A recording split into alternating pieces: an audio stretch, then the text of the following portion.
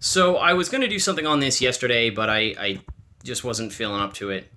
But Comey's testimony was yesterday, and I felt this was kind of important to discuss because I haven't seen on the internet or on the media my perspective as to what the importance of it was come out. I am hoping that Comey's testimony ends the 2016 election, that the Democrats can start looking at why Hillary Clinton was a terrible candidate instead of blaming other people for her loss. I'm also hoping that this ends the year without facts, because that's what this has been. Folks on the right should feel cathartic about this because Trump has been borne out. I'm not saying that every single thing that he says is factually accurate 100% of the time, or that he's never lied, or that he's somehow a fucking saint. I don't think he is.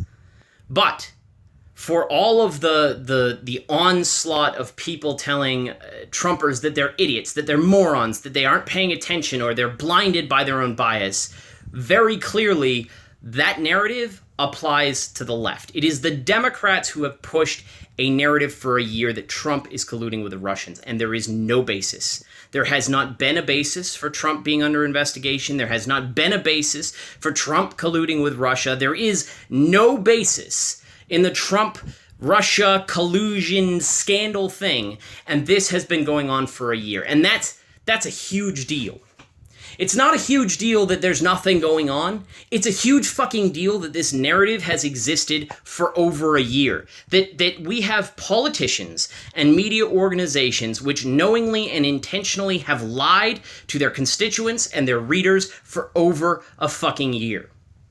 That the blind hatred of a political candidate has resulted in intentional misrepresentation of reality. And that bothers me.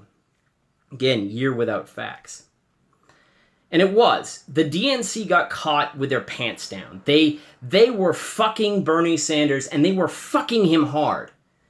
They were racist. They were sexist. They were all of these terrible things that they try to pin on Trump for like a one-off flare of hand gestures or statements. They were riding their campaign with it. It wasn't, you see CNN's reporting, and CNN wasn't just going to sit there and say, oh yeah, it was kind of racy statements. That's what they went with. But they wouldn't talk about Taco Bowl engagement. They wouldn't talk about how, the DNC intentionally thought about, and as a legitimate political strategy, attacking Bernie Sanders because he's Jewish. Instead, they said, oh yeah, you thought about attacking the opponent because of his religion. That's a huge difference than saying, yeah, I want to sit there and down Bernie Sanders because he's a fucking Jew. That is anti-Semitic. That is a serious fucking problem. And they've continued this narrative. And they've continued this narrative without facts. They've continued this narrative without evidence. They have cried it shrilly. And it has brought America nearly to the brink of civil war. Or that's what the fuck it looks like. You look at the Antifa demonstrations, and they're going out and punching Nazis. Every single time you turned on Twitter, it was a Putin's bitch meme somewhere. And all of that was factually incorrect. That is a big deal to me. And that is why I turned away from liberalism so long ago, because they do this shit all the time. They completely and totally misrepresent what's actually going on. They're not talking in details. They aren't establishing base rates. They commit fallacies like nobody's business, and it's why they have an attrition rate. It's why liberals don't stay liberals. They grow up and they become conservatives. But if we were to sit there and talk about the election and Russian meddling, and I've seen them go, well, shouldn't we talk about this? Shouldn't this be a big deal? Russian meddling. Yes, it should. Absolutely. It is a big deal when another country influences our elections. But consider this. The intentional lying of your congressional representatives, of your Senate representatives, of the news media, the intentional misrepresentation of facts has nearly brought us to civil war. It has inspired violence against people because of their political ideology and the defensive reactions and self-defense of that politics.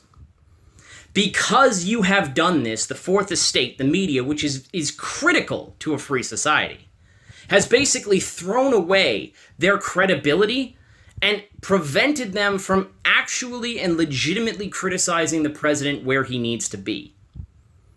The bias that was shown in last year's election and the last administration is so abundantly clear when we're sitting there and taking a single conversation in which Trump said, hey, maybe lay off this guy from a management perspective early on in the whole entire development, and turning that into obstruction of justice.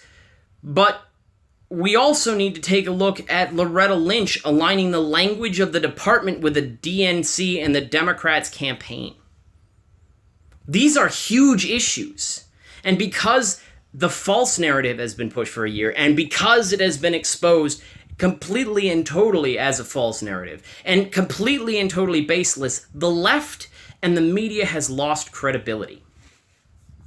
Now, as a libertarian, I'm glad for that, because they have been power drunk since the 2008 election, and it has been, they've done a whole bunch of damage, economically, socially, the whole bit. Their moral self-righteousness is going to bite them in their ass, and it's going to bite them in the ass really hard. They're about to become politically irrelevant.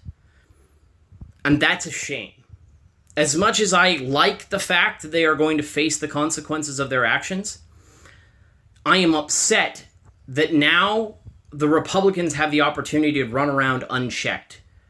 Because you fuckers decided that it was more important to lie, now you have no credibility to actually criticize Trump. Think about that for a moment. I'm not saying I won't listen. I always listen. I always listen to all of the bullshit that's pushed by the SJWs, the bullshit that's pushed by the left, the bullshit that's pushed by the right. I listen to all of the bullshit. And then I source check and I fact check, and that's how I operate. But I also know that's not how the American people operate. And finding out publicly that you've been full of shit for an entire year, that you've known you're full of shit for an entire year, that you intentionally obfuscated the truth for an entire year, the American people are not going to be forgiving. Fool me once, shame on you. Fool me twice, shame on me. Continue to fool me, and I'll blow your fucking shit up. That's the point that I think is not coming across. The two sides that are so entrenched right now that the right's like, yeah, they were fake news anyways, but it's not just fake news at this point. It was orchestrated news. It was propaganda. And somehow, in America, that's become acceptable. And if the news media thinks that's okay, if the Democrats think that's okay, we have far more problems than the Russians exposing Hillary Clinton as a giant bag of sleaze that she was.